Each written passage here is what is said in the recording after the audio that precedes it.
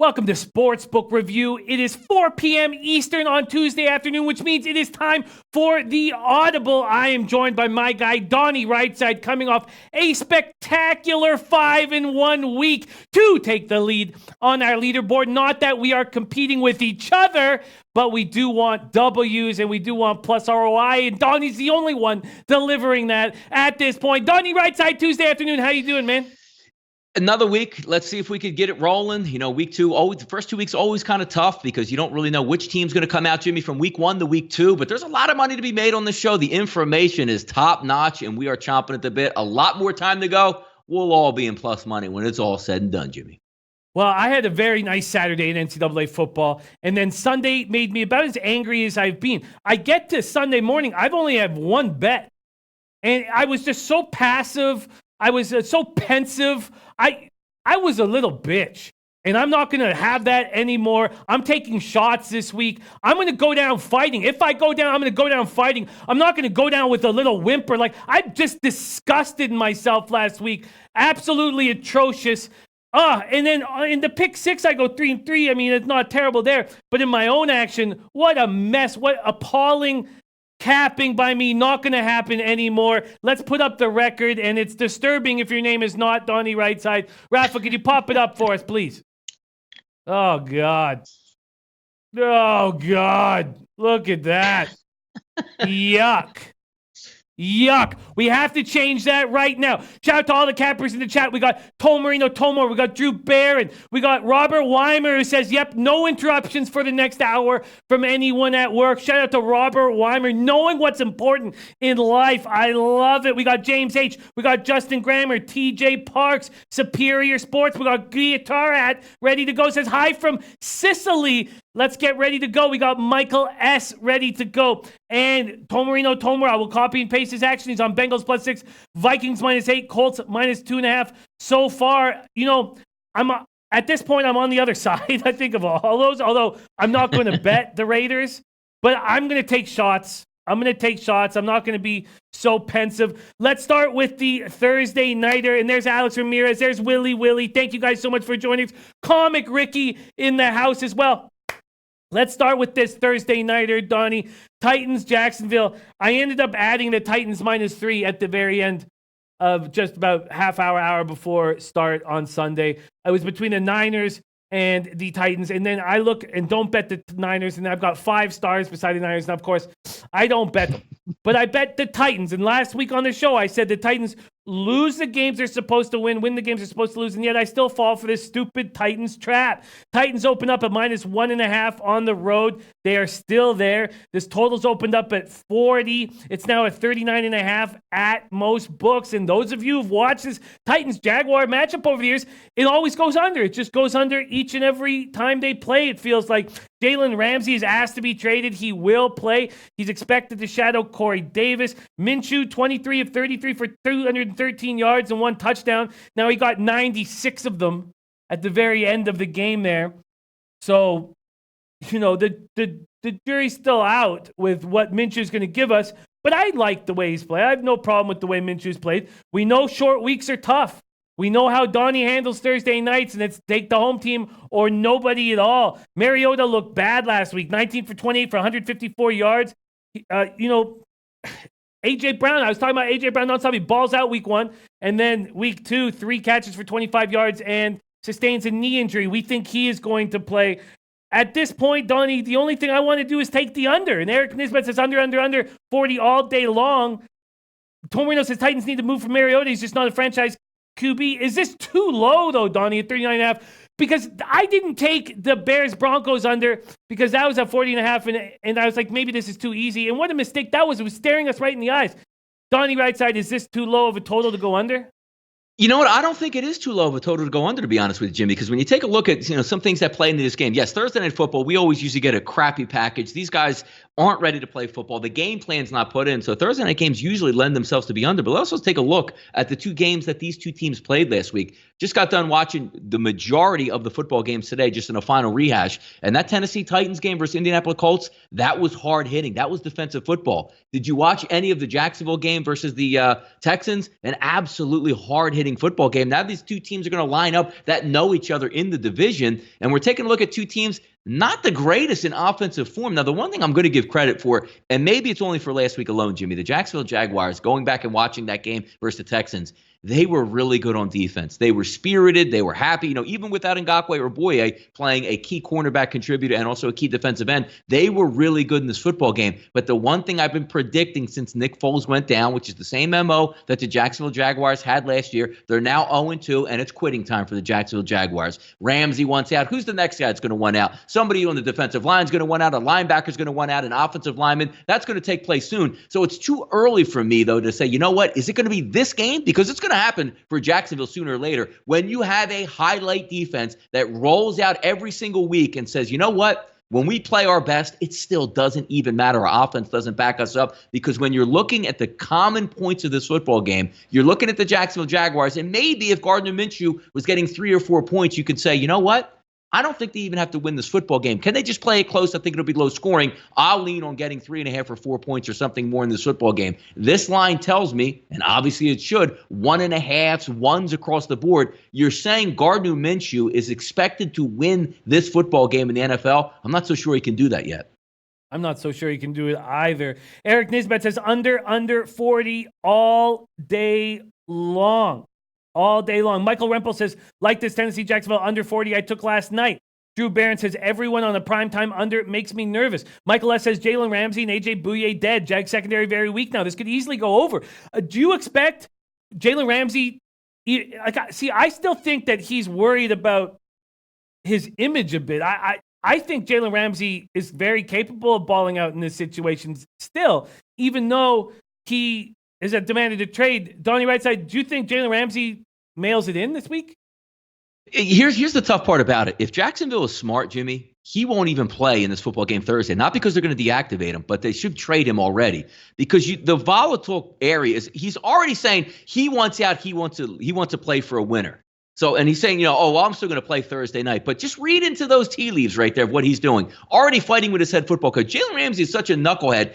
And I get to say, he's probably the best cornerback in the game. But he's fighting with his head coach because his head coach wouldn't challenge a short conversion catch from, DeAndre Hopkins, because it goes against Jalen Ramsey's numbers of a catch against him. That's how insane he is at this point right now. Saying he wants out, I would hopefully they trade him tonight and just get him off and say, you know what, the headache's gone in the locker room. Let's keep it moving.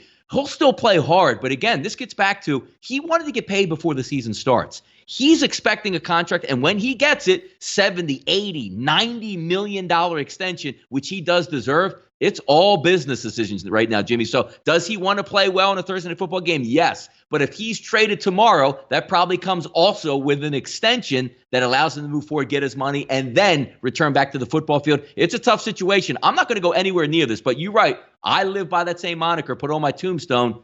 It's you're either betting the home team on Thursday night or you're betting nobody here. But it's just hard to take Gardner Minshew in this spot. Well, I'm happy that we brought this up because we shouldn't take the under in case Ramsey is traded. The best look might be Michael S. saying Jags team total under 19.5 is the only look I have. Now that we've talked about it, if Ramsey's traded, then this secondary completely opens up for the Titans and this game could go over. But if we focus solely on the Jags and Minshew not covering the number, that is the safest play. Would you agree with that, Donnie? That's actually a pretty good look there, because you're asking again, the Titans are going to slow it down, right? That's just what they do. The Titans still have a pretty good defense. Minshew hasn't shown me, outside of garbage time against Kansas City, doesn't have a very good football team. Thursday night, quick turnaround. You're asking them to get 3 touchdowns in order to get that? It's a pretty good look. Got to agree. I'm with Michael S. Yeah. I think that is a great, great look. And then the fear of what happens to Ramsey all week doesn't need to be considered. I think I'm going to roll with Michael S. Michael S., I've also copied and pasted your name and that move so I know who to give the glory to. When I get my win on Thursday, I'm going down taking shots if I'm going to go down, Donnie. Enough of this safe play. I disgusted at myself from last week. What a disgrace, man. Just capping these games and then just sitting on the sidelines? What the hell am I doing? No more. And it's your San Francisco boys, man. You got to back them. Come on. Oh, it makes me sick to my stomach, Donnie. That's what it does. Makes me want to sob. Okay, Bengals, Bills. Bengals, Bills. Let's get on to it right now with the Bengals and the Bills. We're going to start with this Sunday night action. Bills open up at -5. They're now -6. This total's gone from 42 to 44, and I don't know why it's gone up. I don't understand why it's gone up. So right now, I'm not afraid to take the Bills at -6 at home. And I know that may sound crazy.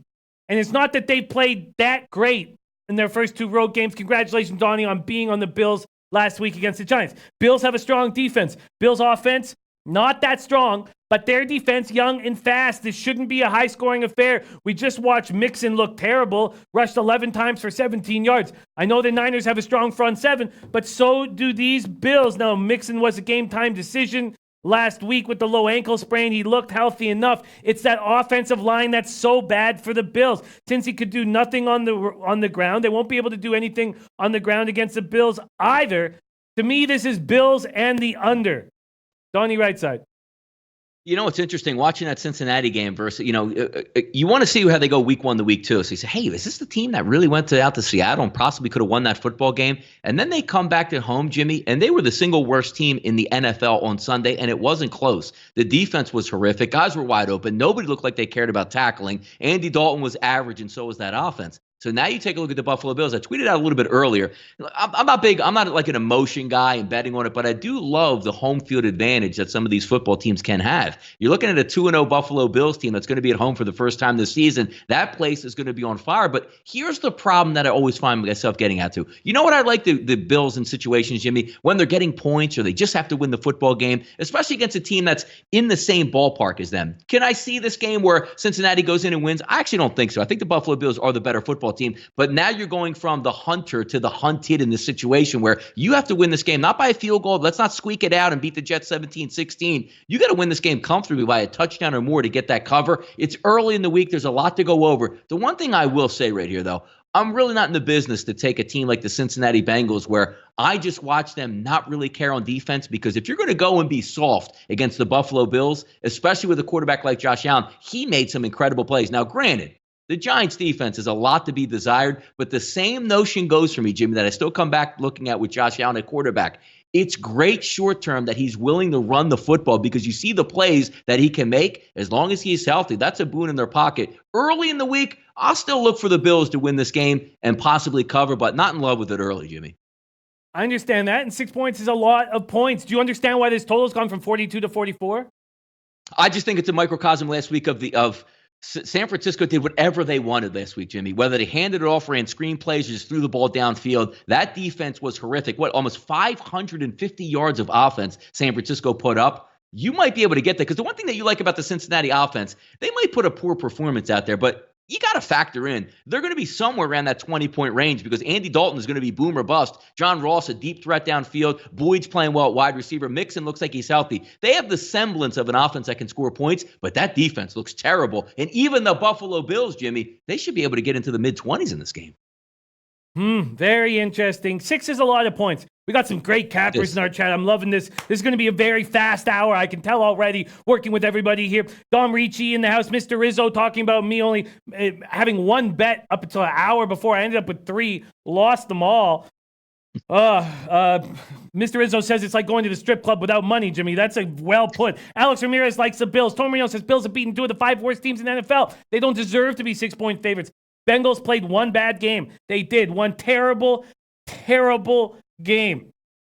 It's about as bad as they look. Willie saying Cincinnati looked bad at home. Dennis Garcia said Buffalo was my 2-unit play in the contest last week. Probably on them again this week. Robert Weiner says I believe that I like the Bills in this one. Cincinnati looked bad last week. The Bills continue to look good on D. Lossman against getting better. Raphael says Bills all the way. They have a serious roster and coaching team. Michael Rempel says capped this game 2024, so he is staying off. Michael S. loved the look of Devin Singletary on Sunday, says he is a stud.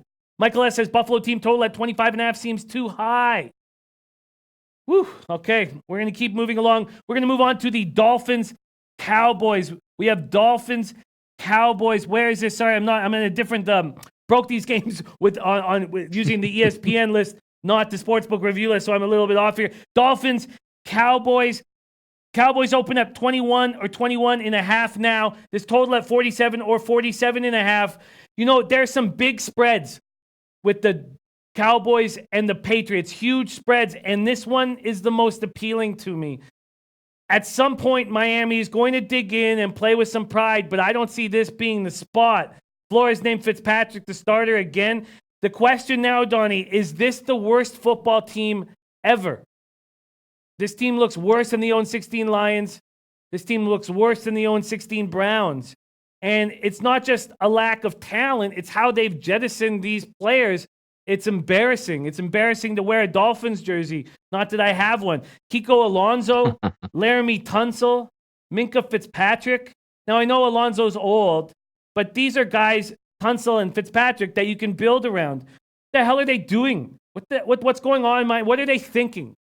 Cowboys have a great defense and their offense is rolling. We know there's going to be no Gallup, but it doesn't kill them. They have other weapons. Cowboys have looked impressive, but the Redskins are not good and the Giants are awful. The Dolphins are not going to help us find out who they are. But I like the Cowboys to cover this spread at home, but I've never taken a minus 21.5 in my life in NFL and don't know if I could do it here. Donnie, right side, Dolphins, Cowboys. Yeah, you know what? Look at that. We have two games that we're going to talk about here in just probably, the next couple minutes with the 20-point lines, which is absolutely ridiculous in the NFL. But one I don't think is as ridiculous as the other one. And I'm going to talk about here the Miami Dolphins and a reason to possibly back them. And again, that hook is a big number because when you're talking about, 19.5, they're still ridiculous, 20.5. But now you're getting, Jimmy, to a point where you're basically asking over 3 touchdowns, which means possibly a 4-touchdown win. And if you're the Dallas Cowboys, you had 2 nice victories in the NFC East. Now you're coming home. Look, these players know the clippings as well. They're coming into this football game going, we're going to run this team right out of the building here. But you're talking about still 21 points, which always leaves that fourth quarter active. Is Zeke Elliott going to be out there grinding the clock when they're up, 28 points with 8 minutes to go in the fourth quarter? No. Is Dak Prescott even going to be out there at that point? Is Amari Cooper going to be out there at that point? But who's still going to be trying? That's the Miami Dolphins. But the only problem is the thing that gave me a little bit of caution last week is I wanted to see how the Miami Dolphins would come out against the New England Patriots. Embarrassed week 1 at home against their division rival, not the Patriots division rival, how they would do. And I think it was 13-0 at the half, which they gave it, Jimmy, their best honest effort. They didn't even score and still found themselves down 2 touchdowns. That was kind of tough when you saw the second half where the Patriots just piled it on. The Miami Dolphins quit, and they do get rid of Minka Fitzpatrick. And going back to your original point, I don't know what the Dolphins are to do. I always laugh at situations like this because you know what they're going to do with the pick, Jimmy? They're going to try to get a player as good as Minka Fitzpatrick with that first-round pick they got. Laramie Tunsil goes to Houston. You know what the Miami Dolphins are going to do with that pick? They're going to try to get a player as good as Laramie Tunsil with that pick. So I always get a good laugh at that. But I think this game, if there were to build a case as opposed to which 20-point underdog I'm going to take, I think the Miami Dolphins, at least they have a competent professional quarterback who's not playing well, but at least he knows his way around the NFL. If I'm going to take one of them, it's going to be the Miami Dolphins getting 21.5 here. Interesting. Because if I was going to take one of these big favorites between the Cowboys and the Patriots, I would take the Cowboys. But I have not made a move yet, and I'm not comfortable with a 21.5-point favorite. Torino says the Dolphins are like the Browns when they went 0-16. They can't make a big enough number for them. Tony S says Miami's got nothing. Yes, 100% worst team ever. Robert Wyman says just traded away their best defensive secondary player today. Eric Nisbet says Miami has no pride. Straight fade. Alex Ramirez like in Cowboys first half. Oh, man. And Abby Gold said Dolphins haven't quit. They're just a very bad football team. All right, let's keep rolling along. Let's move on to a very interesting spot in the Broncos-Packers. Let's get this Broncos-Packers look popping up right now. Packers open up at -8. They're now down to 7.5 at a couple books, and at 8, 5 dimes. Worrying about teasers has them at -9, but I don't really consider that legitimate. The total opened at 43.5. It's now at 42.5. I like the under very much in this game. Neither offense has impressed at all. Broncos defense has not dialed up the pressure that I was expecting they were going to. Green Bay being underwhelming. The defense is impressed. So we have this Packers offense that it looked in the first half of the game against the Vikings at home at Lambeau that, maybe their offense is getting it together. And then again, in the second half, we just saw no creativity with this offense at all, with Aaron Rodgers at quarterback and no creativity. I don't know if I've ever said that before. And Denver's offense is just anemic. I was not on the Broncos-Bears game, but many of my friends were on the Bears. And you were one of them, Donnie, so I was cheering for you in that wild couple minutes. Now, it was in Spanish, so I had very little idea what was going on. Some of the penalties, I didn't know what. I was like, what's going on here? Somebody help me, what's going on? Broncos, Packers, Donnie, I'm interested in this under. What do you think here?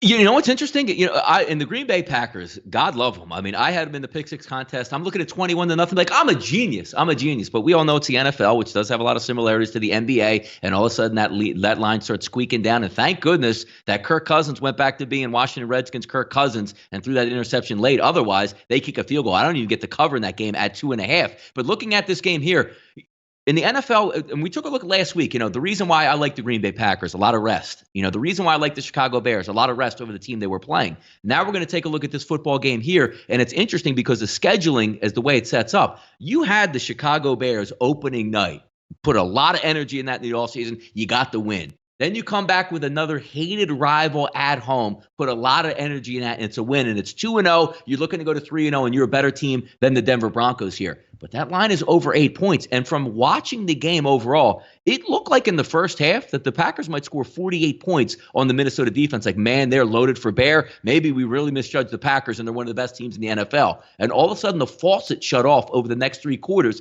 by a good defense and a good defensive coordinator making changes. You're going to have that same type of MO here coming into the game because the Denver Broncos, the one thing that they can do is they can get an organic pass rush from their front four. They're going to be able to do it. And I don't take a lot of stock last week because theoretically, probably looking at the game, the Bears should have had that game wrapped up. They didn't. But then at the end, the way it turned out, the Broncos should have beaten the Chicago Bears last week. That's the best defense in football. So whenever you go up against one of the best defenses in football, which I do like the Green Bay Packers defense, you're going to be up for that challenge. Something tells you right now, early in the week, Jimmy, if you're going to give me 8 points in this game, I'm going to lean to Denver just for the simple fact in the scheduling where you were so up for those first 2 games to beat your division rivals. Now you go into the AFC, and yes, you could still get the win. You can win 24-20 in this game, get the win and move on, but you're still going to get the cover if you're looking at the Denver Broncos. But the over-under in this one, 42.5, 43, I'm more likely to actually take the under in this football game because I think both of these teams play some pretty good defense in this one, Jimmy. I am making this a bet. I don't know if it will end up being a 2-unit play in the contest, but I'm making this a bet. Speaking of that contest, the $50,000 Pick 6 contest, you can still get in. Even if you haven't been in, you can still get in and be eligible for everything. All of the prizes. You can miss up to 2 full weeks and still get in. So jump in the contest now if you are not in. There is the link right there. There is a link right there. I am making this a play. I'm making the under a play. I can understand why you guys think the Broncos can cover. Alex Ramirez says Broncos will not score. Michael S. says, wouldn't be surprised if Packers keep Broncos to under a touchdown. Remos is already on the under. Great job. Tormino says Green Bay's defense is good, but their offense disappears at time. And Drew Barron says not ready to lay 7.5 with Green Bay yet. I can understand that. Jake Bell said I grabbed the under at 43. Well, I'm going to take it at 42.5. And I'm going to get on this as soon as possible. So that's the first play that I'm definitely jumping on. Let's move on to Falcons-Colts. Falcons-Colts. Man, the Colts are a good football team.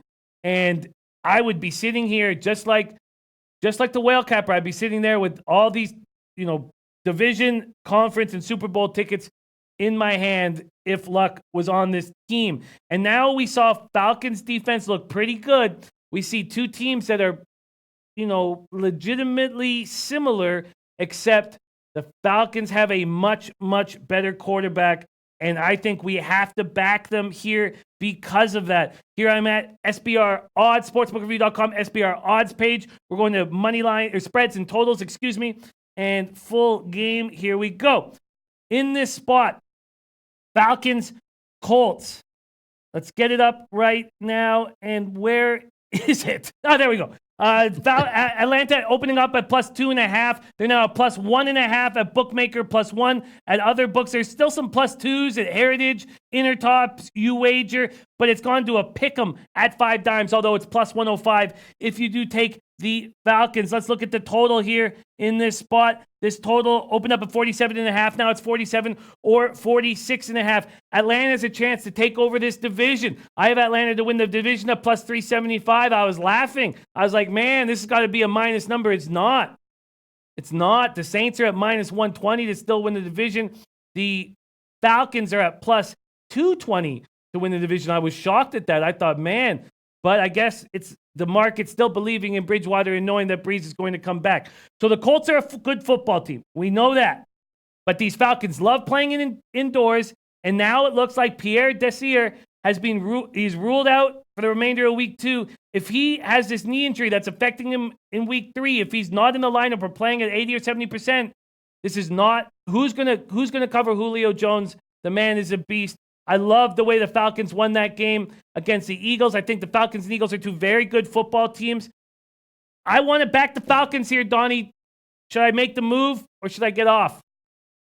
To be honest with you, I would be early in the week taking a look at these. There is some injury concerns that we have with Darris Leonard at the middle linebacker position in concussion protocol. If we could probably assume he's probably going to play. But that is a big move at cornerback, being down a man, obviously going up against Julio Jones. But I got to tell you, looking at this game, I don't agree at all with the line move. From going 2.5 down to 1 or 1.5, I don't agree. I disagree. Yeah, a team that's out on the road played so hard, and only for the coin flip out versus the Chargers lost that football game in overtime. Then they have a spirited effort on the road against a division rival, hard-fought win, and now they come home. And there's a lot of things that I like what the Indianapolis Colts do, especially on offense, of what they can exploit on Atlanta. If you watched anything from the Philadelphia game on Sunday Night Football, you go into the game and basically you said, all right, Eagles, we're going to take away Deshaun Jackson immediately, Alshon Jeffrey immediately. We want to run a lot of double tight end sets, and Dallas Goedert gets hurt early in pregame, doesn't even make it to the game. So that throws it out completely, where now the Eagles can only go one tight end, and Zach Ertz can't block to save his life. Great, unbelievable pass catcher, but he can't block. And as you saw, the speed rush got after the Eagles. The Eagles were horrific on the offensive line for the entire night.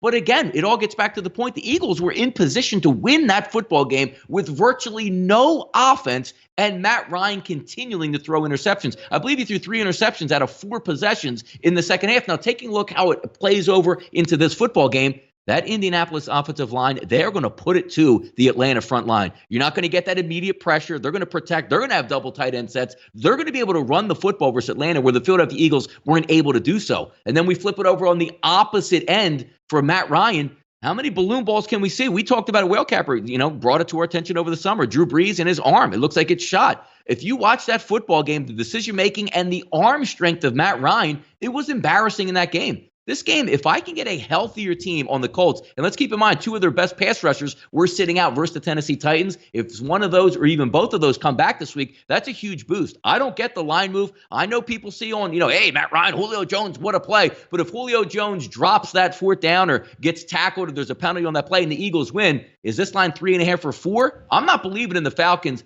for this football game, even though I like them for the remainder of the season. I think there's some good opportunities. Can they win this football game? Yes. Early in the week, it's Colts or nobody for me right now, Jimmy. Disappointing. Okay. Let's see what Dom says. It's week 1. You can't bet Falcons. They don't play anyone preseason. That's why I loaded up on them this past week. Won 7 units because of 2 parlays. Nice job. He says not this week. He's on the under 47. I thought the Falcons showed a lot of heart. I think the Eagles are a very, very good football team.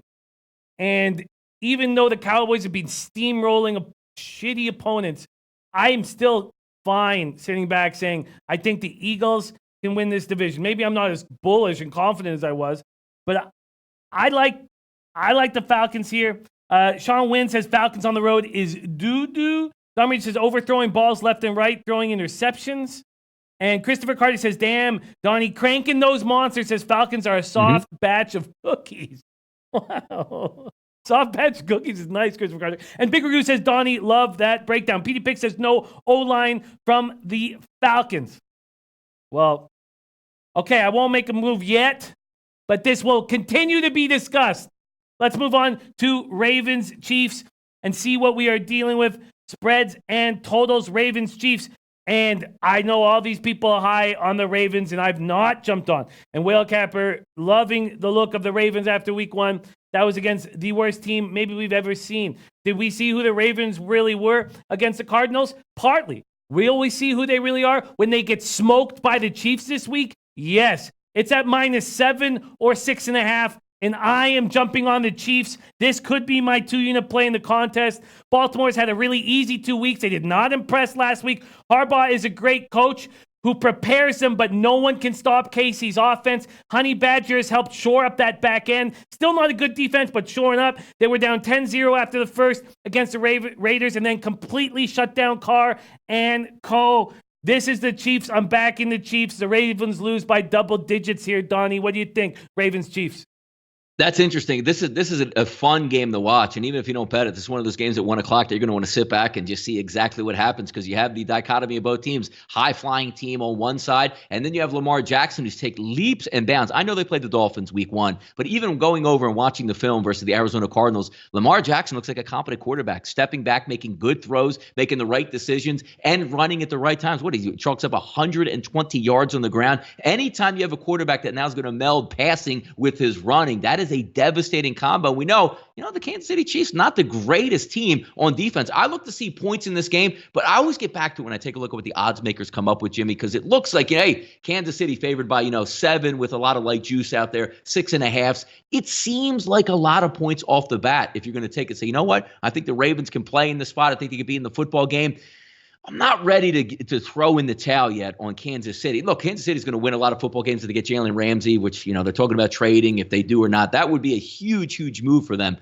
But it's like you saw week 1. They go down to Jacksonville, and they light that team. You saw week 2. They go in to play the Raiders. They put up 28 points in the second quarter and just put it in cruise control. These points can come out of nowhere. And let's be frank, last week, forget about the Dolphins game. Arizona moved the football. Kyler Murray throws for close to 350 yards against that defense. Kansas City's going to put up some points in this football game. I got to say, early in the week, Jimmy, I'm with you on this one. I could see Kansas City winning. I think if they win, they're going to win and cover. So early in the week, I'm agreeing with you here on this one. I'm jumping all over it. And not everybody in the chat is agreeing. Bookie Lover Q says, love Ravens as a dog. Shane Brown actually on the under 55 says, Ravens will run and try to keep the ball away from Mahomes. Michael S. says 55 is a lot. Big Ragu giving us a final score of 34-31. Ray Williams also on the under. Okay, that's interesting. Jin Rummy got the over at 53.5. I do like that look. Michael Rempel saying 55 is probably fair. Top said on the Chiefs in the over. Dennis Garcia said Baltimore played nobody. KC rolls. Agreed, Jimmy.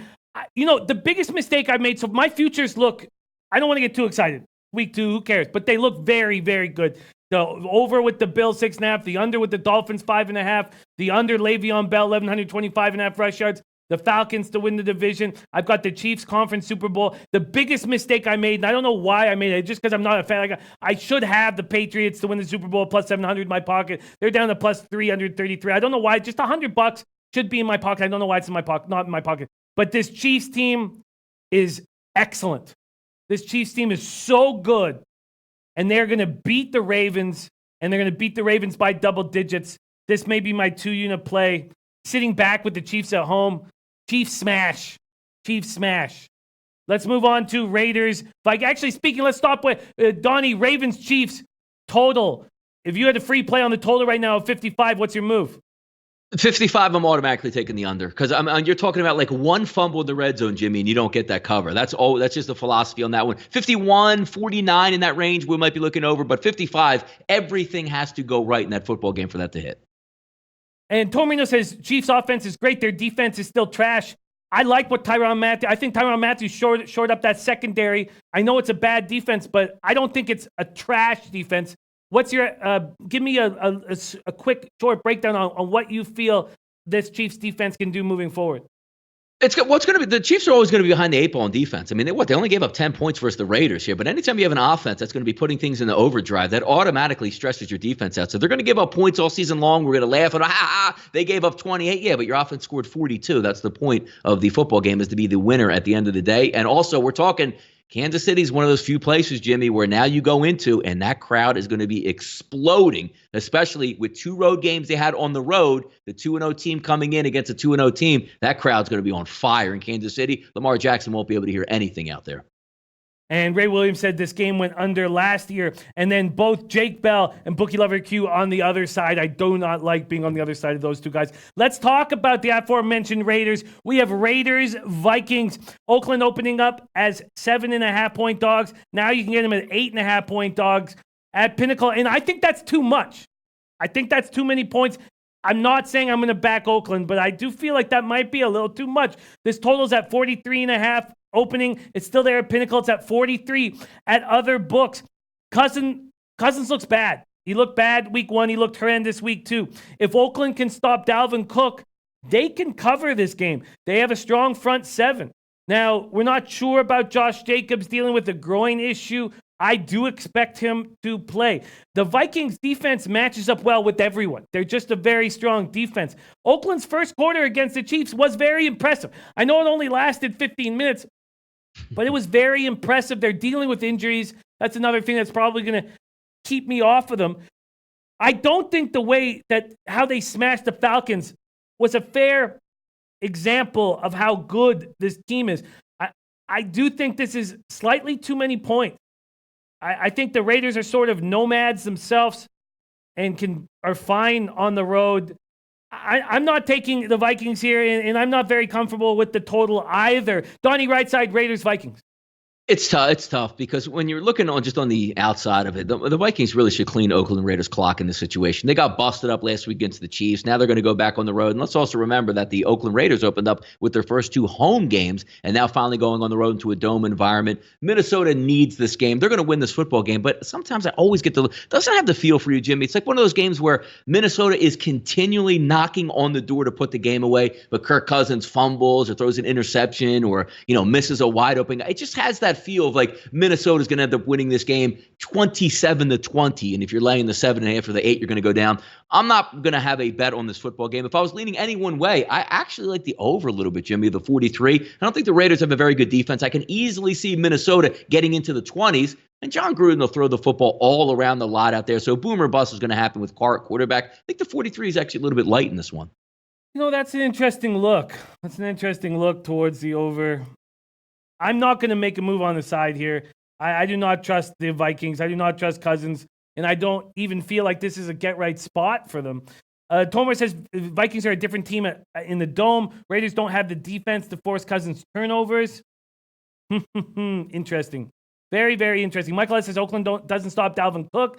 He ran all over an impressive Packers defense. Yeah, Dalvin Cook is very, very difficult to stop, but I'm not hating on this Oakland front 7. I think it's a strong front 7. Let's move on to the other ridiculous point spread here. The Jets, Patriots open at 20, now at 22.5 or 23. This total opened up at 46 and now 44 or 43.5. I know a lot of good cappers that like the Dolphins at that huge number, and who can blame them, really?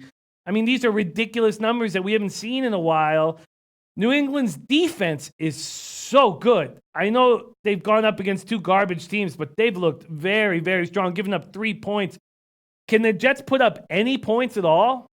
That's the question. I don't think Falk looked that bad, but are they going to be able to put up anything? Is this a 34-3 final score? Even if it is, I'm not going to be on the Patriots minus 23.5. But it would not surprise me in the slightest if they cover this. Donnie, should we jump on the under? I know that Flash has already jumped on the under, and Flash got that under, I believe, at 46, and now it's down to 43.5. Donnie, RightSide, Jets, Patriots. This has the same feel of what the New England Patriots just did the Miami Dolphins the week before. This has 31-0, 34-0, 41-0 written all over it. I mean, we're talking about the New England Patriots here. And yeah, they're playing, you could say they're playing bad football teams, but they got a healthy full blast of the Pittsburgh Steelers offense, Jimmy, and embarrassed them 3 points. They got a blast of the Miami Dolphins, how terrible the Dolphins are. It's still really hard to shut a football team out in the NFL, which they did last week. So now you're going to tell me with what I watched from the Jets. Did anybody watching that game, forget about what you bet before the game. As the game went through, and first of all, Trevor Siemian was horrific anyway.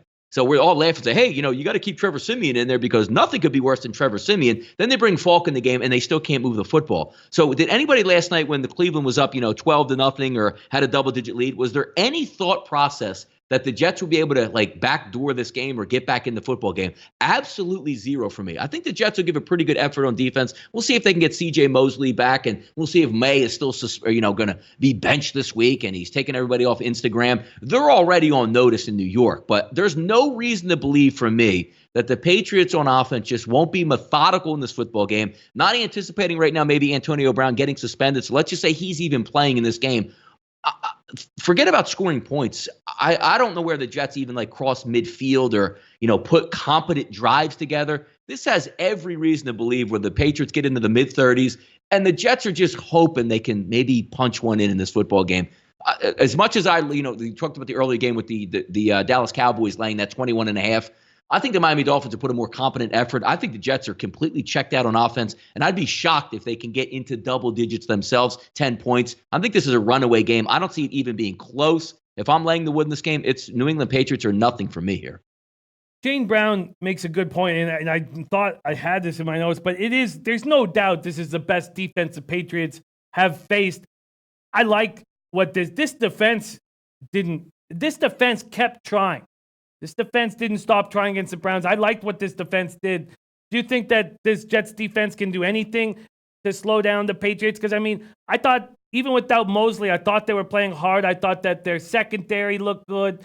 What do you think about the Jets slowing down the Patriots enough to get to this under? Yeah, it's because it's almost like I like the Jets have a decent defense, especially if Mosley comes back. That certainly is going to make a difference. But I'm when you take a look at what the Jets are going to do on offense, they got mauled up front, and the Patriots are going to exploit that offensive line again this week because sometimes it's not really about the Jets defense. And what I mean by that, Jimmy, is when let's just say you kick off and you get the touchback at the 25. If you're constantly getting 3 and outs and not getting first downs, you're putting Tom Brady and the Patriots at the 40-yard line of their own to midfield consistently throughout the ball game. So whether or not the Jets are bend but don't break, it's a lot easier to go 40 yards for a scoring drive than it is to go 80 yards for a scoring drive. And again, it's a lot of points in the NFL. You're going to have to beat this team by 4 touchdowns. But I'm not going to be surprised if I bet the New York Jets and we can't move the football in the third quarter and the game's already 24-0 or 27-0, where I'm hoping that we score a touchdown on the opposite end. I can't go anywhere near the Jets. They were completely incompetent on offense. Now they're playing the best team in football. Oh, this is a tricky one. Barry Block says, Jimmy, how can we send you hats and T-shirts? Got some gear I want to send to you. I wish I could give you an address with the postal code, Barry, but that doesn't work down here. My address is 100 meters up from a hotel across the street from a couple of spider monkeys, and there's no postal code, so nothing, sadly, can be sent to me. But thank you for thinking about it, Barry Block, and, I'd rock anything that you sent. But, yeah, sadly, there's nothing here. Okay, let's move on to Lions-Eagles. Let's move on to Lions-Eagles right now. Lions open up as 8-point dogs. They're now 6.5 at Heritage and 6.5 at BetOnline and Bookmaker. And you wager in Bet365. 7 at Pinnacle and Bovada and Intertop. 7.5 at 5 times. Its total opened up at 48.5. It's now at 47 or 46.5. Donnie, I want to get on this under as soon as you give me the green light, basically. I want to get on this under. This is a banged-up Philly team. You'll know better than us about Alshon Jeffrey's status with this calf injury. So it's in doubt right now. Deshaun Jackson with the groin injury. If we see Arcega-Whiteside and Mac Hollins as the number one looks at wideout, then they're going to have trouble getting points. Detroit's offense has been bad so far. So Detroit's offense is bad. Philly's offense is banged up. To me, that's an under. Am I simplifying things too much, Donnie?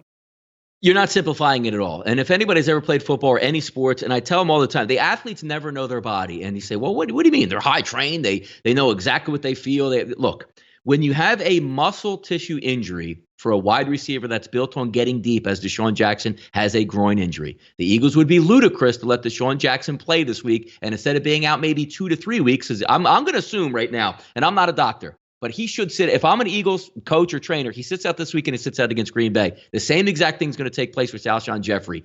You have to weather the storm in the beginning of the season because as you get in late November and December, the Eagles have a real soft spot in their schedule, about 5 or 6 games where they can tack on at the end of the year. You just can't get blown up early. Should they still win this football game? Probably so. You got a dome team going outdoors, not an electric offense for the Detroit Lions, but this is more about the Philadelphia Eagles. Did you see what happened against Atlanta? You took away Dallas Goedert in that football game, who was supposed to be your double tight end set. Now, they'll get a body to fill in for the second tight end, but now you don't have the one guy, and I hate to say it, opening day, it was a great win versus the Washington Redskins. If Deshaun Jackson doesn't play opening day, the Philadelphia Eagles lose to the Washington Redskins opening day because of how big those 2 third-down bomb touchdowns to save the Eagles' day are no longer going to be there. So if I'm going to take our best possession receiver, Alshon Jeffrey, who's on a calf, which they'll say, hey, he's going to get ready for this weekend, he should be nowhere playing because you can't afford to lose Alshon Jeffrey for 5 and 6 weeks, the same way Deshaun Jackson. You had guys in the football game last week that looked like they didn't even know the correct routes to run with Carson Wentz. Carson Wentz took a beating last week. The Eagles' offensive line didn't look good last week. Should the Eagles still win? But if they're just going to be on a touchdown, it's a no-brainer to take the Detroit Lions this week. This is me, an Eagles fan. I'll root for them this week. But if you're going to take these weapons away, and let's not forget, you already lost Malik Jackson last week as a defensive tackle. Now you lost Timmy Jernigan. So now Fletcher Cox, your all-world defensive tackle, instead of him saying, hey, why don't we take it easy with in the beginning of the season? There's 65 snaps. Why don't you play 40? He's got to play 65 snaps now. Let's also not forget the Eagles' front line last week that had 1 sack. And, oh, yeah, that sack came from Sendejo on a safety blitz. If you're not going to be able to get home with Detroit, they're going to be able to hang around. I agree with you on a lower scoring game here. Where are the points for my Philadelphia Eagles coming from? Are we going to load up for Bear up front and run Miles Sanders and, Howard 55 times in this football game? It's just everything leads me to believe the Detroit Lions should be able to get the cover here. Wow, very interesting. Quickly, I've got to keep the pace up a little faster. But Tom Marino says Lions offense looks good. This is the point. He says Eagles have injuries on the defensive line with Jackson and Jernigan out. I think the under is tough. Eagles secondary looks bad. Do you feel that the defensive issues with the Eagles create a situation where there'll be that the Lions can put up points? Because the way I see Tom Marino, combining Tom Marino's breakdown with your breakdown, to me says the Lions should and could cover. Doesn't mean that it's going to go over. No, it's actually the point that I'm going to make here is if we had Alshon Jeffrey and we had Deshaun Jackson and Dallas Goedert and the Eagles offense was loaded for bear and ready to go, what would that do, Jimmy? That's going to force the Detroit Lions to alter what they want to do coming into the game, going, look, we can't just go around here messing. We got to be firing because we got to match them score for score. So now you watch the tape last week. It's like, man, if we could just put a shell around these wide receivers and keep everything underneath, this game is going to move along and plod along because if you're the Detroit Lions and it's going to be a close game, why are you throwing the ball all over the place and trying to go deep when you just have to keep the football, get scoring drives together and say, look, the Philadelphia Eagles aren't going to be a 4-play, 71-yard touchdown drive with Deshaun Jackson going over the top for 45 yards. That's not happening in this football game. And Prince of the City says Atlanta's wide receivers are running free. Matty Ice couldn't get them the ball. Okay, very interesting. Let's move on to Panthers Cardinals here.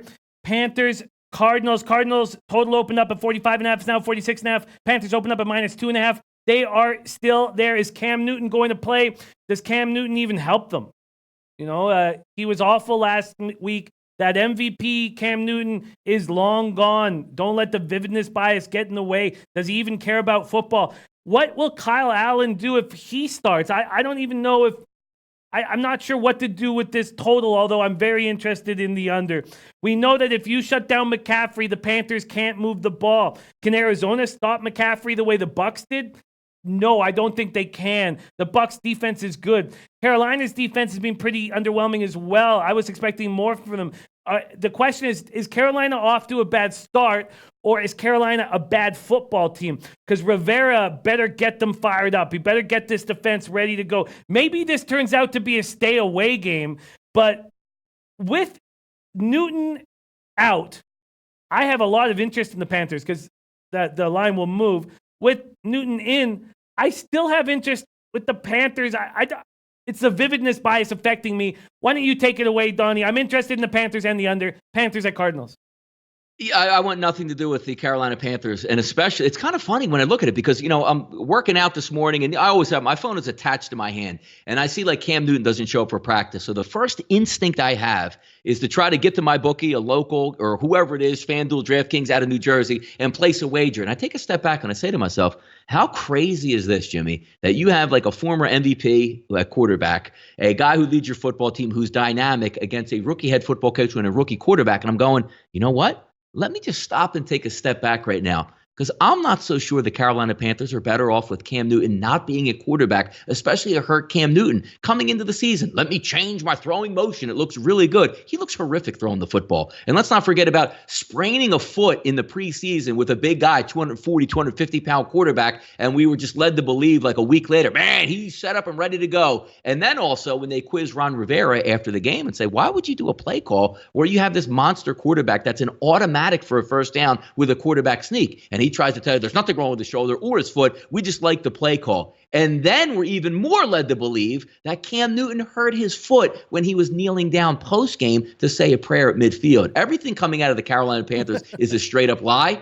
But having said that right now, I want nothing to do with the Carolina Panthers. I'm trying to build every case I can possibly get for the Arizona Cardinals because watching them from the third quarter on versus the Detroit Lions, who look like they're a pretty decent football team right now, and then watching the competition level really ratchet up versus the Ravens, and the Arizona Cardinals were right in there. Great play calls, a quarterback making the right reads, making back shoulder throws all over the place. There's something to be said about the, Arizona Cardinals at this point that I'm liking, and I'm not taking Cam Newton, especially if here's the point I'm trying to make here. If Cam Newton is a go for this football game, I love Arizona.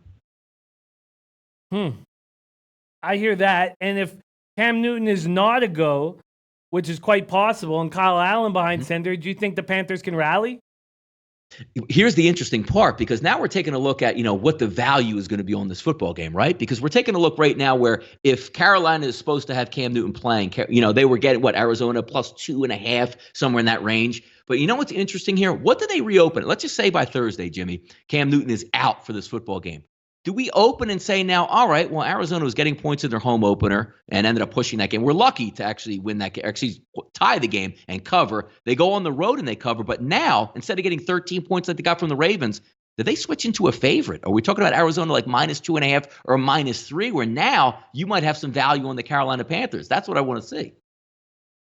Okay, let's move on to Giants, Buccaneers. Buccaneers opening at minus 6.5. There's a 7 at Bovada, 7.5 at 5 times. This total opened up at 48. It's still at 48. I want to back the Buccaneers here.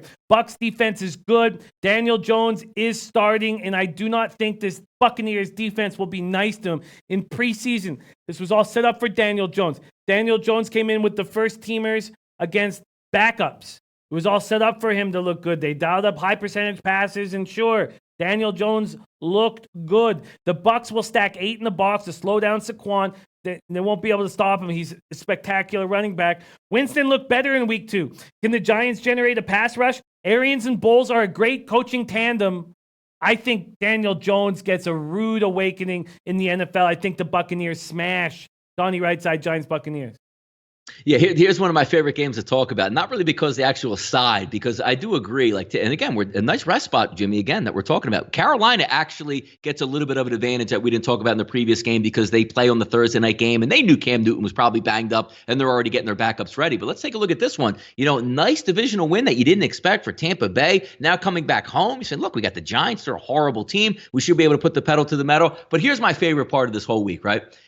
Eli Manning, for all you Eli Manning backers out here, we think he should be in the Hall of Fame. He's a 500 quarterback. If you talked about Eli Manning over the past 15 years, was anybody ever scared of Eli? Oh, my goodness, Eli Manning starting a quarterback. Nobody ever gave a damn about Eli. And as an Eagles fan, I sort of shed a tear because as long as Eli played, the Eagles would just smash the Giants each and every week, which now it's going to change. And you look at the line. It was 6.5 when Eli Manning was going to play this football game. I'm looking right now at SBR odds across my odds board. It's still 6.5. He does nothing in the NFL. He's a horrible quarterback. The Giants are going to be a much better football team moving forward with Daniel Jones than actual Eli Manning. But having said that, I'm not in the business, Jimmy, to say, hey, you know what? My first game, I'm going to quarterback. I'm going to back him to the hilt. He's going to be on the road and not getting over a touchdown. It would be Tampa Bay or nothing early in the week. But just taking a look at what Eli Manning actually means to football teams is nothing. It's nothing. Yeah. And I'm taking the Buccaneers. I'm taking big favorites here with the Buccaneers and the Chiefs at home to smash. And I'm going to do it confidently. In fact, I love this spot. I think that I love this this Buccaneers defense is strong, stronger than we think because of that debacle in week 1 against the Niners. But it wasn't their defense that was letting them down. Tormino saying Tampa has extra time to prepare. I love this spot with the Bucs. Hank Moody said, do you think Green Bay and the Niners are going to win? We haven't broken down the Niners game yet, and we will be talking about that. And do I think the Packers? I mean, yeah, I think the Packers are going to beat the Broncos. I think the Packers should beat the Broncos. Are they going to cover against the Broncos? I'm not sure. Their offense is showing very little, Hank. Let's keep rolling along. Let's go to Texans Chargers here. The Chargers opening up at -3. There's now 3.5s on the board. This total opened up at 48. There's some 47.5s here. Chargers were really bad last week. Can they be trusted? I think that's the main question I want to ask Donnie. And then what the hell happened to Houston's offense last week? Is this spot Houston and the under? I'm quite uncomfortable with this game, but I think that the under should be a look. The Chargers defense is good. And I don't know what to make of the Houston Texans offense at this point. Donnie, can you shed some light? Texans Chargers.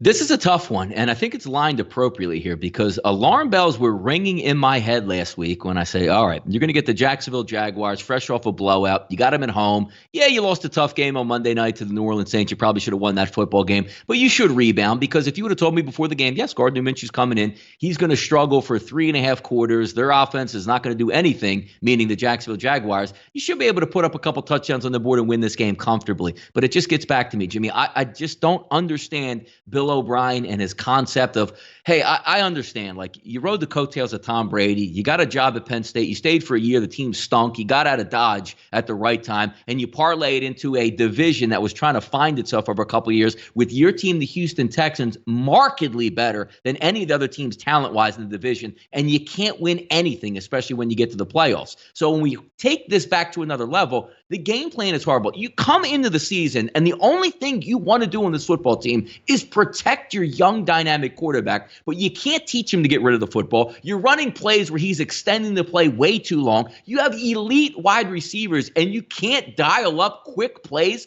for Deshaun Watson to get rid of the football. That's major alarms in my head. I don't want anything to do with the Houston Texans if I'm going to be getting 3 or less in this football game. 3.5, you might look to that side, but as long as Bill O'Brien is there, you're going to see Deshaun Watson on his back all game long out west. I think it's a Chargers line to start to begin with. If you can get 3 in this game, I like it. I just can't trust. I just can't do anything with the Texans anymore, Jimmy. They're a tricky cat. Bill O'Brien's a bum. What about this total? It's high. 48? Yeah, it does seem high. It honestly does seem high. But you have to look. The Chargers offense, to me, even though you do have weapons and playmakers and Phillip Rivers, they're not really built for like shooting it out and blowout style. I do think Deshaun Watson's going to make some plays, but you got a pretty good front seven for the Chargers to kind of keep this game down. I agree with you. I'm more, if I'm going to get, what did it open up? 48-49 at SPRodds.com. Now then the 47.5. I agree with that line movement. That line movement does make sense. Let's move into a very interesting game here.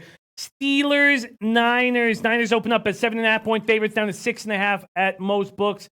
Still hanging at 7 at Bovada, 7.5, 5 times. Total opened up at 43.5. It's now going down to 43, and I don't understand the market movement. I know that my card's littered with unders, but I think this isn't over. Niners are coming home and feeling good about themselves. If Joe Staley didn't fracture his left fibula, I would be all over the Niners. But Mason Rudolph might be good. He might be good. And if he is good, I think we can get to this over. This Niners defense is very talented, but this is a low total. I'm certainly moving towards the over here. Steelers, Niners, Donnie, right side. This is one of my favorite games of the week to try to break down, because I'm going both ways in this spot, because we're taking a look at the San Francisco 49ers, Jimmy, that had 2 back-to-back road games. They go down, they struggle for a little bit, which is fine in Tampa Bay. It's hot. It's the first game of the year. The defense rises up and end up putting a nice victory together. Then they go on the road for the second of road games, stay in Youngstown, Ohio, which I thought was a good thing, and they end up blowing the doors off of Cincinnati. So it's one of those teams it's hot, it's coming home. And I even sent a tweet out early. This is one of the few times. Can we remember, them being in Santa Clara where they actually had like a football team with a winning record playing a big, Pittsburgh national team that they're going to get excited for and maybe be a national game? They might actually have a home field advantage on their side. But when I take a look, you're right, Jimmy, because we want to flip the card and say, how can we find value on the Steelers now that Big Ben is out? Because if Big Ben's playing, we could both agree that line's not going to be sitting up around a touchdown here. I just fear I missed that line, because early in the week I'm saying, if I'm going to jump this line, can it get the 7.5, which really it didn't get there. It was at 7s and now moving towards 6.5, which is going to be tough to do. But watching the film back with Mason Rudolph, he looked good. He looked decisive. He had a live arm in that football game. Connor's going to, you're worried about Connor coming into this football game hurting his knee. He's going to be good to go this weekend. You still have the semblance of a really good offensive line for the Pittsburgh Steelers that may be able to slow down that San Francisco pass rush. And maybe we're getting a little bit too hyped out of the block. Can San Francisco win this football game? Absolutely. They're favored to win. They probably should win it. But I think that drop-off with Big Ben, which from what I'm being led to believe, this wasn't something that just happened in like the second quarter where his elbow went dead. He probably had it week 1 versus the Patriots, probably had it week 2 against, Seattle, and coming into an end, he get hurt. But also when he took a Rudolph to the opposite side, 2 touchdown passes. He did throw the 1 interception, but keep in mind, that interception was a perfectly thrown ball to a Steeler that deflected off the Steeler into the arms of the other team. And by the way, Russell Wilson was out of control dynamic in that Pittsburgh Steelers game. I think the Steelers are undervalued here. If you can get a touchdown, or maybe it can creep back up and get to 7, I like the Steelers as a look early in the week, Jimmy. I will be jumping on this over. There are some looks that I'm going to be making moves on in the next 8 hours. By the time I'm going to talk about them a little more, I'm betting with the bag, and then I'm going to make moves on this. I like this over. I'm going to make a move on this order. Teddy B saying Jimmy overs 4-0 and 49ers last 4 games in week 3. EJV saying 49ers and the over. Teddy B saying Jimmy, agree with you. Love the over. Let's keep rolling along here. Saints Seahawks, a very, very interesting game. I can't wait to watch. Saints are still a good football team. They're still a good football team, and the market's telling you that by them still being less than even money to win the division. I mean, they're still a good football team. What we're getting here is the Seahawks opening up at -5.5. They're now 4.5 or 4, 5 times in the Heritage. Bet365 all have 4s. This total opened up at 44.5. It stayed there, although Heritage is hanging a 44. Don't count out Sean Payton with Teddy. He can play to Teddy's strength. Seattle is not being impressive. I know Seattle is a tough place to play, but as you said, Russell Wilson, he's spectacular, and Seattle's offense seems to be just Russell Wilson. There's not likely to be that many points in this game. Kamara will be getting a ton of touches. I'm very interested in the under, and I'm somewhat interested in the Saints. Donnie RightSide saying Seahawks. Yeah, how about that? SBRodds.com. I mean, take a look at 5.5 where they open up, 6 where they open up as a favorite, now dipping back to 4, 4.5. I was actually hoping it moved in the other direction, because you try to find, value or can dip in and dip out. Because Teddy Bridgewater, he's not a terrible backup quarterback. I would say he's rated about maybe slightly above average as a backup. Now, the good part about it is it's hard to contemplate and say, well, did you see last week the Saints could barely move the football with Drew Brees out of the football game? Understand that unless you're the starting quarterback, you're running like scout team and you're barely involved in the game plan outside of the meetings. You're not getting reps. Teddy Bridgewater is going to have a full week to get those reps ready this week. And if we're looking at that lower line, because we do see the way Seattle plays, you saw it last week against the Pittsburgh Steelers. You lost Ben Roethlisberger. They do win the game, which is very impressive to say the least, especially from Seattle going from home to an away look. But even looking at the first week, Cincinnati looked like trash week 2. Cincinnati almost beat them up there. It's one of those things where you can see like Russell Wilson, who, as I always say, Jimmy, worth his weight in gold, should be paid more than any football player in the National Football League. And if somebody ends up making more, they should immediately renegotiate his contract where he's the highest paid player, because he is an unbelievable athlete and just wills that team to win. But this has the makings to me of a close game down the stretch. And if I can get 4.5 or 5, I'm leaning early week, Jimmy, towards New Orleans here. I am too. I think that we're getting value on the Saints now. Teddy B says Seahawks or Pats. He says when Bridgewater played the Seahawks as our starter with the Vikings, he went 0-2 against them. Wally George says Bridgewater will be more prepared. Tough spot last week versus the Rams. Dennis Garcia says Seattle defense hasn't looked great, but Seattle can be a tough place to play. Bridgewater needs to show me first. Let's move on to Rams-Browns. We got 2 games left. This is the Sunday nighter, Rams-Browns. A lot of people I know jumped on the Rams at -2.5, and the more I break down this game, the more I understand why. And paralysis by overanalysis, there's no 2.5 left. You can't get a -125 if you pay for it. It's 3 everywhere else. Pinnacle at 3 at +101. This opened at -1. This total opened up at 51. It's now at 50.5 or 50. Actually, there's a 49.5 that just dropped at Heritage. Rams and the under is my look here. I'm not that sold on the under, but it is pretty high, 50.5. Maybe it's just the Rams that I should be focusing on. Rams are just a better football team. Browns are still riding the hype. Taking LA to me seems like a no-brainer, and the fact that I took long enough to decide that the 2.5s are off the board is just disappointing. LA could win this game by a lot. I'm interested in the Rams. I'm interested in the under. Donnie, right side. Yeah, which team are we more likely to believe is actually going to put a better effort in this game? Now, we hear a lot of bluster out of Kitchens, and you could see him in the locker room last night. We proved a lot about ourselves tonight. You really did? That was like a Division III football team that you just beat out there, and you didn't beat them convincingly. I know the final score was 23-3, but outside of Odell Beckham, on a broken coverage going 90 yards, that game's still in the balance if you had a semblance of an offense for the Jets. But now you're going to get a semblance of offense from the Rams. It's a heavy public side. It's a road dog. It's a Monday night game. Cleveland's going to be ready to go. I understand that. But if we're going to take a look from both teams, which team are you more likely to get here? The Cleveland Browns that got absolutely their doors blown off against a somewhat competent football team, or you're going to get the one that played, an incompetent football team in the Jets and won by 20. If you're asking me to win this football game right now, who would I want to back? It's the Rams. They're just better. Outside of maybe the front, 7 from, Cleveland that can get after, but you're going to get a pretty good offensive line here. Not that sieve that you had for the New York Jets. Early in the week, Jimmy, it's tough to go on the road. I understand it's a primetime game. I'm with you, man. I'm leaning Rams here. What do you think about this total? I'm interested in the under. Michael S. says this could be a shootout. What do you think about this total, Donnie? I'm interested in the under.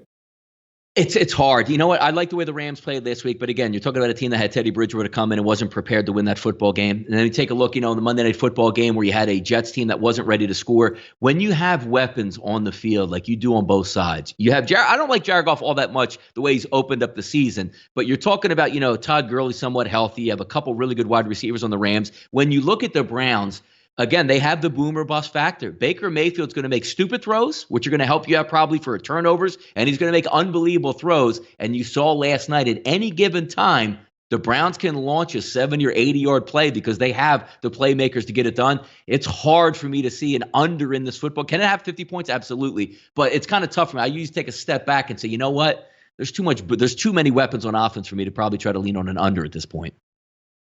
Yeah. I hear that, and I've just felt a little bit of fear kind of imagining what this Sunday night is going to look like. Man, is it going to be fun. But yeah, so I've taken that L, meaning a lean, off of the under, but I am going to make a move on the Rams, and Jin Rami's right. It opened up at -1. Jin Rami says Rams -1 or nothing. You're not doing your job as a sports bettor if you don't get the best number. And you're right. You're absolutely right, Jin Rami. And that's why we love, even though it upsets people to read that comment, you're right. And it's important to have these comments, and I value you in our chat enormously, Jin Rami. Let's get to this Monday nighter. Bears, Redskins. Opens Bears -4.5. Now there's 4s and 3.5. This total opened up at 42. It's now 41.5 or 41. I see this being a low-scoring affair. We're going to hammer this much harder on Friday at 4 p.m. with the whale capper. But Washington, to me, seems like the side. The Bears defense is stacked, but Trubisky is garbage. Donnie, right side, Bears, Redskins. Do you like Washington as a home dog with the points? And do you like the under? Look, it's so hard to like Washington in this football game. Just when you take a look at Washington, they really don't have too much. Like they should have beaten the Eagles. They got run in the second half. Dallas woke up down 7-0, they blasted Washington. But the one thing I do like about Washington, say what you want about them, Jimmy. If you want a backdoor cover with Washington, they're going to give you ample effort. They punched in late versus the Eagles. Now, they didn't get the cover against the Cowboys, but when it didn't matter, they showed the ability to go down the field and score a touchdown, which always stays in the back of my mind when you try to take a look at some of these dogs. When I look at Chicago this week, Jimmy, Mitchell Trubisky is horrific. And I don't even know how to, look, I know the Jets get bad quarterback play from their third stringers. There's no way in the world that a number 2 overall pick with that defense and a semblance of an offense can't just manage the football game and be competent out there and put him in the right spots. Mitchell Trubisky was horrific on Thursday Night Football against the Packers. He was equally horrific versus the Denver Broncos. Now, 2 decent defenses, I get it. Maybe Washington doesn't have as good a defense, but unless I'm under 3 in a game, I want no, and this is talking from a Chicago Bears perspective where they have the single best defense in football, one of the best defenses I've seen since the early 2000s with the Baltimore Ravens. And Mitchell Trubisky is every bit as horrific as good as that Chicago Bears are good on defense. I want nothing to do with Mitchell Trubisky unless I'm getting less than a field goal in the football game that I have to cover, just being honest. Would you prefer no bet than backing the Redskins? Yeah, I don't want anything to do with the Chicago Bears as a road favorite. And it's great. Their defense is so good. You could probably pencil in and say Redskins are probably getting 13 points, and I still don't want to cover the 4. It's amazing. That's how bad he is. Chase Daniel could come in the football game, and I'd be like, you know what, Daniel's starting? Let's go. Bears -4. Honest to God. But from the other side, from the other perspective, would you rather just stay away than back the Redskins? Or do you think? Yes, correct. I would. It's a stay away. The Redskins, I think, are actually in a good spot. But when I think about backing the Redskins, again, we're talking about an offense with 0 weapons on the Redskins. They have nothing, and they're going up against the Chicago Bears, the best defense in the NFL. I want nothing to do with Washington. It's just an indictment on. I'm putting my money on Trubisky. I just can't do it at over 3 points. Yeah, I agree. I do like the Redskins. If I was given a free play, I would take the Redskins plus the points. But if I'm putting my money on the line, I think just the under is what I'm going to back. I love what we've done here. I was passive last week, and I faced the consequences of that. Not this week. I'm taking shots. There's a lot that I like on this card, and I'm going after it. First off, we're not going to be able to talk about this Thursday nighter, but I think that Michael S. led me in the right direction. I will be on that team total under. I'll be making that an official play as soon as my show starts in 17 minutes. We got to make moves, Donnie RightSide. What a treat it is to run these Tuesdays with you. We get through every single game on the card, and it feels like 30 minutes, 20 minutes have just gone by, but we've been here for an hour and 13 minutes. I love this opportunity. And then we have the Whale Capper on Friday, same time, 4 p.m. Eastern. Donnie, I love working with you. Do you have any last words to put a bow on this show? And do you have anything to say to these great cappers in our chat that make this show so enjoyable?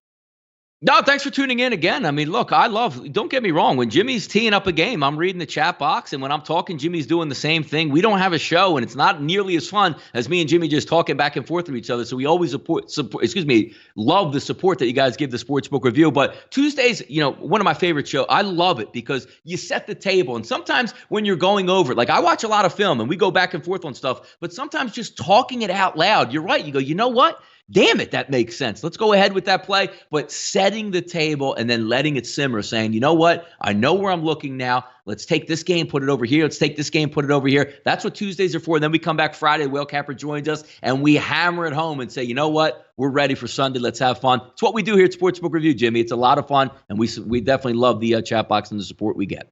No more pussyfooting around this card for me. That was a disgrace what I did last week. And it's okay. It's okay that happens week 2, but that's not happening again. We're taking shots. We're making moves. I'm capping with these incredible cappers on the show and these incredible cappers in the chat. Let's get after it. Stop being a little bitch, Jimmy. Stop being a little bitch. My dad, if he was watching, he'd call me a schmuck. What I got all growing up, calling me a schmuck. No more. I'm taking shots. First shot, Jaguars. Team total under. Thank you guys in the chat. Truly, you guys are the ones that make this show special. Let's get after it. Let's have a big week. I'll see you guys Friday, 4 p.m. Eastern with Donnie RightSide, Whale Capper. On behalf of everybody at Sportsbook Review, thank you guys so much for watching. Let's get after it. Let's have a big week. Donnie RightSide plus units I love. Whale Capper and me eating ball sacks. Not going to continue. See you guys Friday, 4 p.m. Eastern.